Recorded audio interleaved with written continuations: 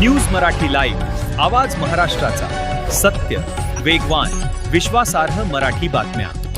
जावली तालुक्यातील आर्डे गावात शेतमजुरीचे पैसे मागितल्याच्या कारणावरून झालेल्या वादातून एका व्यक्तीचा निर्घृण खून झाल्याची धक्कादायक घटना सोमवारी सायंकाळी घडली। या प्रकरणी 8 जणांविरोधात खुनाचा गुन्हा दाखल करण्यात आला असून परिसरात तणावाचे वातावरण निर्माण झाले आहे। याबाबत पोलिसांनी दिलेल्या माहितीनुसार फिर्यादी सविता आदतराव जाधव, वय 50, राहणार आर्डे, तालुका जावली यांनी दिलेल्या फिर्यादीनुसार दिनांक 19 मे 2026 रोजी सायंकाळी सुमारे 7:15 वाजण्याच्या सुमारास ही घटना घडली। फिर्यादी या शेतमजुरीचे थकीत पैसे मागण्यासाठी आरोपी अश्विनी दीपक जाधव व सुनीता विलास जाधव यांच्याकडे गेल्या होत्या। त्यावेळी पैशांच्या कारणावरून वाद झाला आणि आरोपींनी फिर्यादीस शिवीगाळ व दमदाटी करत काठीने मारहाण केल्याचा आरोप करण्यात आला आहे। यानंतर झालेल्या भांडणाचा राग मनात धरून आरोपी रोहिदास ज्ञानेश्वर जाधव, विटेक प्रकाश जाधव, आदिनाथ तुकाराम जाधव, अलंकार विलास जाधव, ओमकार विलास जाधव, विलास शामराव जाधव यांच्यासह इतरांनी संगनमत करून फिर्यादी यांच्या राहत्या घरी प्रवेश केला। यावेळी त्यांनी फिर्यादी यांचे पती आदतराव बाबूराव जाधव, वय 57, यांच्यावर कुऱ्हाड व काठ्यांनी हल्ला केला। या हल्ल्यात आदतराव जाधव यांच्या डोक्यात गंभीर दुखापत झाली, तसेच आरोपींनी लाथाबुक्क्यांनी मारहाण केल्याने त्यांचा मृत्यू झाला। घटनेनंतर परिसरात एकच खळबळ उडाली। मृतदेहाचे इनक्वेस्ट व शवविच्छेदन करण्यात आले असून पुढील तपास सहाय्यक पोलीस निरीक्षक सुधीर पाटील करत आहेत। न्यूज मराठी लाईव्ह साठी आनंद गंगावणे, जावली, सातारा।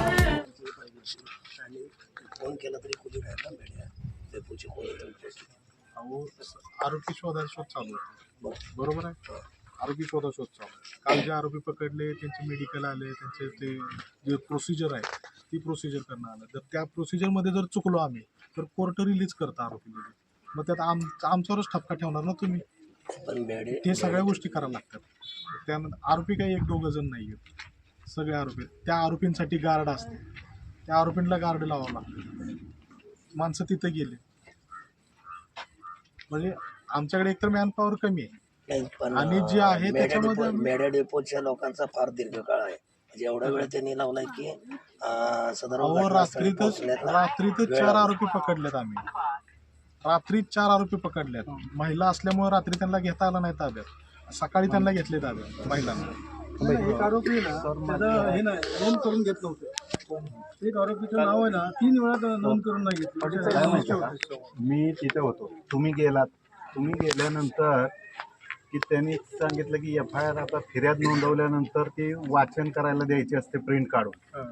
तर त्यांनी वाचन करायला प्रिंट दिली नाही। मी त्यांना 2 वेळा मागितली। ह्या दोघी जणांना मेडिकलला पुढे पाठवलं। मेडिकलला पाठवल्यानंतर मी परत जाऊन तुमच्या त्या अधिकाऱ्यांना विचारलं की मग वाचायला तरी द्या फिर्याद। तर ते बोलले 5-10 मिनिटात मी देतो, तुम्ही हे करा, तर देतो तुम्हाला 5 मिनिटात। तर 5 मिनिटात दिली नाही।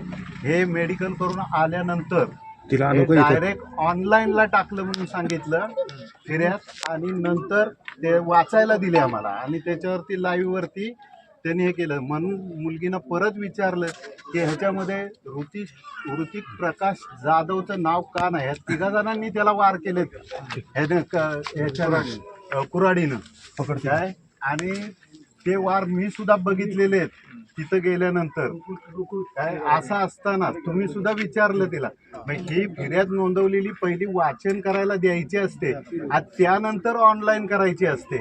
तर मग हा प्रकार कसा झाला की त्याचं नाव बाजूला केलं आणि त्यानंतर मग वाचल्यानंतर 10 वेळा तिला मी सांगून सुद्धा त्या ऋतिक प्रकाश जाधवचं नाव का नाही त्याच्यामध्ये काय नाव नाही, नाव नंतर तुम्ही घेता, काठीनं मारलं हे तुम्ही दर्शवताय। मग तिनं सांगितलं तुम्हाला फिर्यादीमध्ये की ते 3 जणांनी त्याच्यावरती वार केले, मग त्यात कुऱ्हाडीने, मग याचं नाव काठीलाच फक्त का काय। म्हणून मी तुम्हाला परत फोन केला होता तुमच्या अधिकाऱ्यांनी, आणि नंतर मग आम्ही सांगितलं, तुम्ही सांगितलं सकाळी 8 वाजता मी येणार, त्यावेळेस मी तुम्हाला सही देईन काय। मी सकाळी 6 वाजेपर्यंत तुमचे अधिकारी आले, त्यांनी टायपिंग करून ती पुरवणी त्याला जोडली, तेव्हा मी सकाळी 6 वाजता घरी आलोय काय। आणि मला सांगितलं 6:30 वाजता की तुमचं पोस्टमॉर्टम करायचंय, मी तिथं सहीला आहे।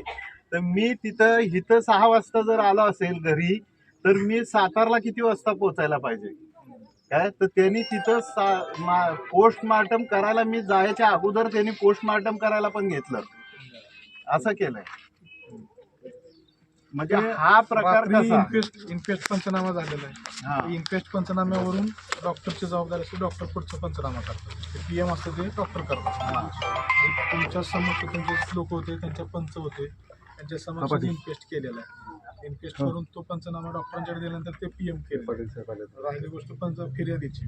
फिर्यादीमध्ये सगळे आरोपी घेतलेले आहेत. फक्त त्यांचा जो काही रोल आहे तो रोल आपण तपासामध्ये घेणारच आहे. साक्षीदार आहेत, साक्षीदार सांगतील त्याप्रमाणे घेणार आहे. गुन्ह्यामध्ये हत्यार अजून जप्त होणं बाकी आहे. ते हत्यार आपण त्या आरोपींच्याकडनं जप्त करणार आहे. त्यामुळं असं तुम्ही समजू नका की फिर्यादीत त्याचं काठी दाखवली म्हणून ते काठी, असं नाही होणार. तुम्ही जसं सांगणार तपासामध्ये तसेच तुमचे सगळ्यांचे घेणार. तपास मी करतोय. काल जे काय घडलं आणि त्याच्यानंतर ज्या आरोपींना पळून जाण्यास सहकार्य केले त्यांना सुद्धा सहआरोपी करा. म्हणजे काय माहितीये काय, एक हे 100 घरांचं गाव आहे ना, त्याच्यामध्ये इतर कोणावरती वार होणार नाही. कारण आता ह्यांना तिथे आले तुम्ही का आज- सकाळपासून मला गावातल्या 10 लोकांनी सांगितलं की ह्यांना जर आता हे जर सुटले तर आमचं काय होणार आहे आता. सुटत नाहीत ते. मर्डर सारख्या गुन्ह्यामध्ये आरोपी सुटत नाही. आणि जर का कोर्टानं अंडर ट्रायल जर चालवली केस तर त्याच्यामध्ये आरोपींचा जामीन सुद्धा होत नाही. आणि त्याच्यामध्ये साक्ष पण लवकर मी होतात. तिथं बाहेर उभा असताना, बाहेर मी उभा होतो, तुमची जे पाटील ते दुसरी मॅडम कोण होती, बोरटेली नाहीये, ती दुसरी होती, तर ती ड्युटीवर पाठवली आणि ती तिथं थांबली होती. ती टायपिंग करत असताना ती बोलली मी रिस्क घेणार नाही. त्यांनी एकाने येऊन सांगितलं की नाव डाऊन करायचं, तर त्यांनी सांगितलं की मी रिस्क घेणार नाही. नंतर मग ते उठले, त्या मॅडमला उठवलं आणि ते टायपिंग करायला बसले आणि त्यांनी हा नंतर सगळा घोळ केला. त्या तुम्ही ती ऋतिक गोष्ट- प्रकाश तुम्ही त्यावेळेला जाधवचं नाव त्यांची जी गाळायला. चूक आहे का नाही हा. तुम्ही मला लगेच सांगायला पाहिजे. लगेच सांगायला नाही, तुम्ही गेला होता. मी गेल्यानंतर हा, गेल्यानंतर ते अगोदर त्यांनी असं केलं, हिला बोलवलं होतं तुम्ही हो. काय, त्याच पिरियड मध्ये त्या 2 जणांनी तिथं बसले आणि हे नाव कमी केलं, असं झालेलं आहे. हा, यांना कुठून तरी फोन आलेला आहे, यांना कुठून तरी फोन आलेला आहे. ऐका ना, पुरवणी जबाबमध्ये आता हा. परत त्या मुलीनं सांगितलं त्याप्रमाणे घेतलाय. घेतला सांगितल्याप्रमाणे घेतलेलं आहे. घेतलाय. अजून साक्षीदारांचे स्टेटमेंट होणं बाकी आहे. त्याच्यामध्ये साक्षीदारांचे वरती सगळ्या दाखवतात साक्षीदारांचे कुऱ्हाडीने आणि व्हिडिओ. खाली दाखवतात दांड्याने मारलं, म्हणजे काठीने साहेब मारलं. असं नाही झालं पाहिजे. दोन्ही वस्तू वापरलेल्या आहेत. दोन्ही घेतलेले आहे. कुऱ्हाड पण घेतलेली आणि लाकडी दांडा पण घेतलेला. दोन्ही घेतलेले आहेत. एकच घेतलेलं असं नाही. फक्त लाकडी दांड्यानं मारल्या म्हणून लाकडी दांडा घेतला असं नाही. कुऱ्हाडीनं मारलेलं कुऱ्हाड पण घेतलेली आहे आणि लाकडी दांडा पण. हे दोन्ही हत्यारं घेतलेले आहेत त्याच्यामध्ये. आणि आपल्याला हे आरोपींच्याकडनं आम्ही हे जप्त करायचा प्रयत्न करतो. त्यांच्याकडनं ते निवेदन पंचनामा करून आम्ही त्या गोष्टी करतो. बघा, यांना जास्तीत जास्त कडक शिक्षा व्हावी अशी आमची अपेक्षा आहे. नाही तर ह्या गोष्टीचा परत उद्रेक होऊ नये, ह्या तुम्ही लोकांपासून मला माझ्यावर- दहशत आहे. माझ्यावर दहशत 100% निर्माण होणार. विश्वास ठेवा. मर्डर सारख्या गुन्ह्याचा तपास मी कुठल्या हवालदाराकडे दिलेला नाही. किंवा तो 324 सारखा किंवा एखाद्या NC सारखा तपास होतो असा त्याच्यामध्ये होत नाही. मी आतापर्यंत जेवढे 302चे तपास केलेले आहेत सगळ्या गुन्ह्यांमध्ये शिक्षा लागलेली आहे. नाही भावाला न्याय मिळावा एवढीच त्यामुळं अपेक्षा आहे. मी 100% तुम्हाला जे अपेक्षित आहे की आम्ही काम करावं त्याप्रमाणेच तुमचं काम होणार.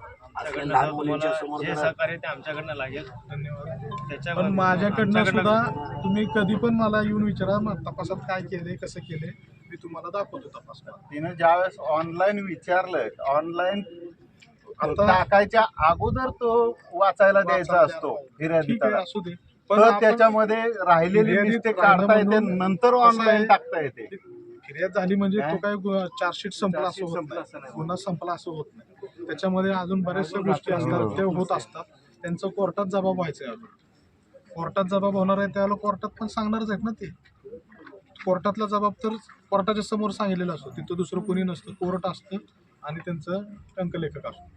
ते दोघं जणच साहेब सांगतात, मॅडम जसं सांगतील तसं ते लिहित असतात आणि शिवाय त्यांना वाचायला देऊन त्याच्यावर सही घेतात. तुम्हाला जे काय सांगायचं आहे ते तुम्ही कोर्टात सांगू शकता. त्याच्या जर का काय राहिलेलं असेल फिर्यादीत घ्यायचं तुम्ही त्यात सांगितलं तर त्या अनुषंगाने सुद्धा तपास करणार. तुम्ही असं समजू नका की झालं आम्हाला कोण मी कुणाच्याही दबावाला बळी पडत नाही.